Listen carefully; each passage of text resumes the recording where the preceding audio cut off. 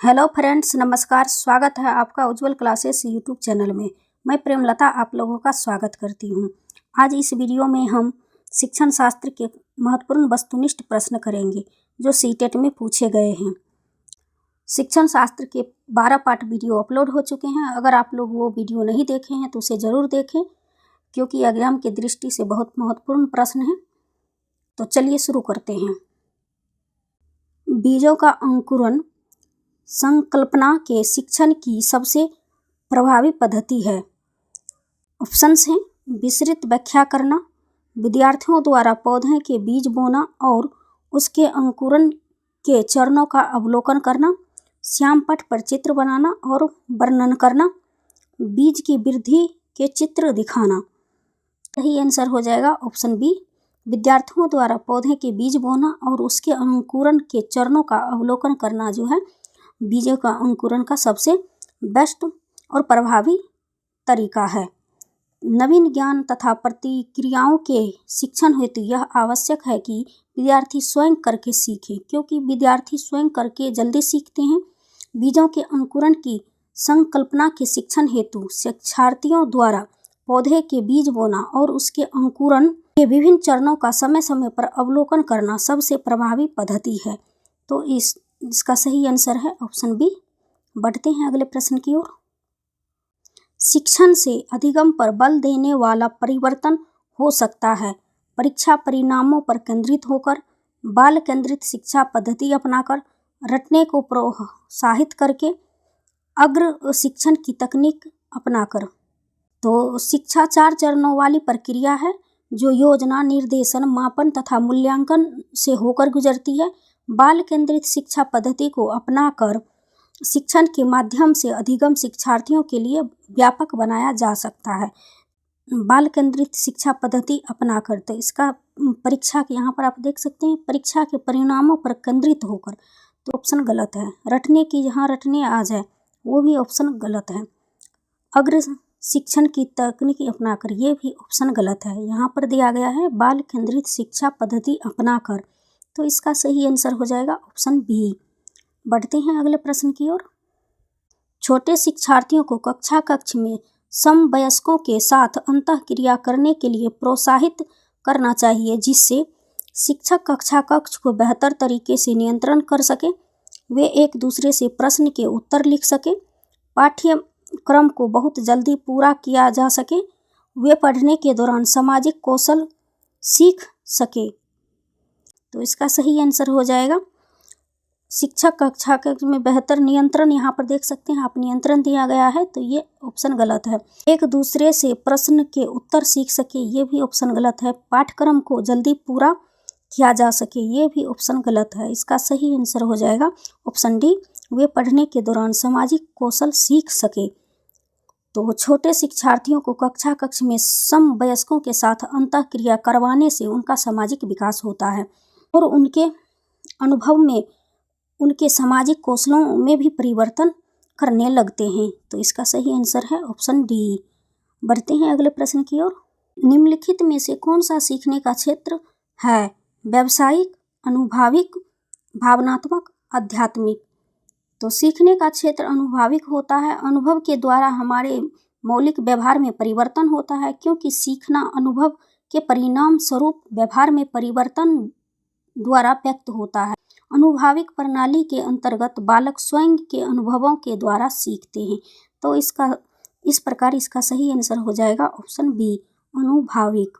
तो option B इसका सही आंसर है। बढ़ते हैं अगले प्रश्न की ओर।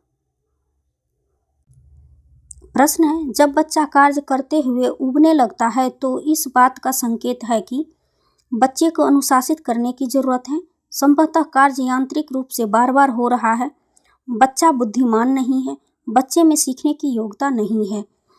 तो यहाँ पर दिया गया है बच्चा ऊबने लगता है, कार्य करते हुए बच्चा ऊबने लगता है, तो यह जो है, जब किसी कार्य को यांत्रिक रूप से बार बार किया जाता है, ऐसी स्थिति में बच्चे ऊबने लगते, क्योंकि अवैज्ञानिकों तथा अमनोवैज्ञानिक पद्धतियों में किसी कार्य को बार बार करने पर उस कार्य में बच्चे की रुचि कम होने लगती है तथा सीखना अत्यंत कठिन और नीरस हो जाता है। तो इस प्रकार इसका सही आंसर है ऑप्शन बी, संभवतः कार्य यांत्रिक रूप से बार बार हो रहा है।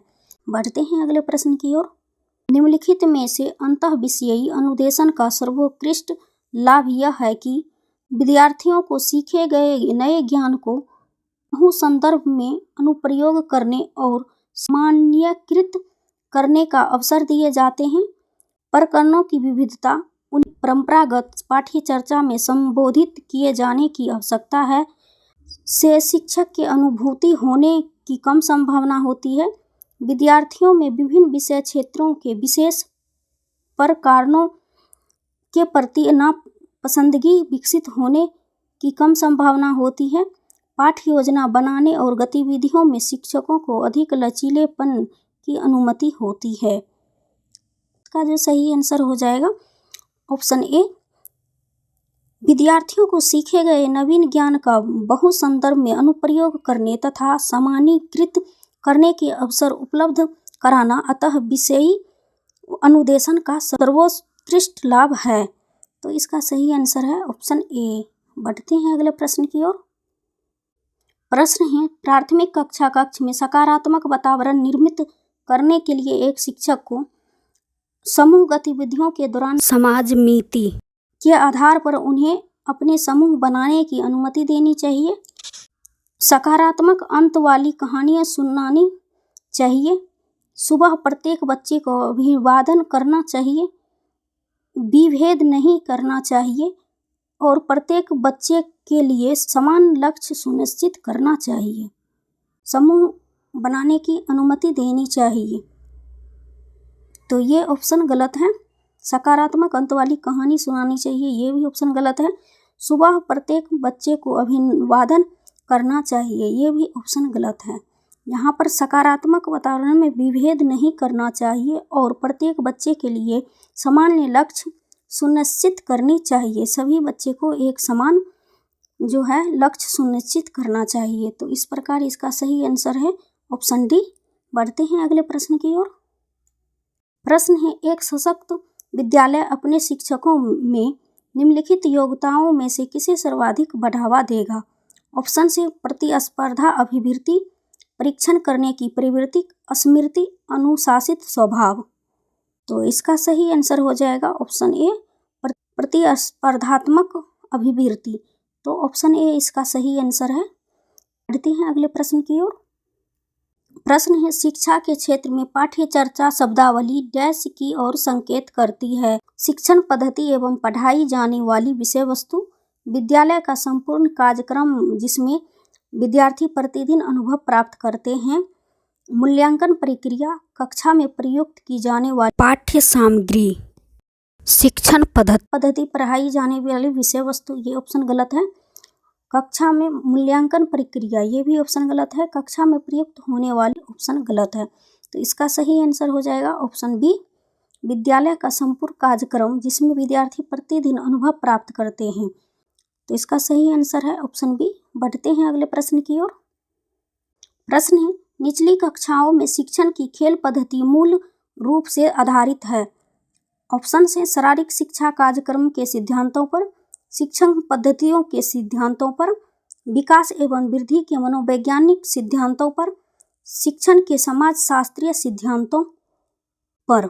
शारीरिक शिक्षा कार्यक्रमों के सिद्धांतों पर, यह ऑप्शन गलत है। शिक्षण पद्धतियों के सिद्धांतों पर, यह भी ऑप्शन गलत है। शिक्षण के सामाजिक शास्त्रीय सिद्धांतों पर, यह भी ऑप्शन गलत है। इसका सही आंसर है ऑप्शन सी, विकास एवं वृद्धि के मनोवैज्ञानिक सिद्धांतों पर। अध्ययन में रुचि और स्वेच्छा एवं आनंद के मनोवैज्ञानिक पहलुओं को ध्यान में रखते हुए खेल विधि में किसी पाठ को खेल से जोड़ा जाता है। तो इस प्रकार इसका सही आंसर है ऑप्शन सी। बढ़ते हैं अगले प्रश्न की ओर। प्रश्न है, कृतिका अक्सर घर में ज़्यादा बात नहीं करती लेकिन विद्यालय में वह काफ़ी बात करती है। यह दर्शाता है कि विद्यालय हर समय बच्चों को खूब बात करने का अवसर देता है। शिक्षकों की यह मांग होती है कि बच्चे विद्यालय में खूब बात करें। कृतिका को अपना घर बिल्कुल पसंद नहीं है, उनके विचारों को विद्यालय में मान्यता मिलती है। तो इसका सही आंसर है ऑप्शन डी, उसके विचारों को विद्यालय में मान्यता मिलती है और घर में वह ज़्यादा बातें करना पसंद नहीं करती है, क्योंकि घर में उसकी बातों की ज़्यादा सम्मान नहीं मिलती है, इसलिए वह घर में ज़्यादा बात नहीं करती हैं। आज की वीडियो में बस इतना ही। मिलती हूँ अगले वीडियो में नए प्रश्नों के साथ। Thank you so much.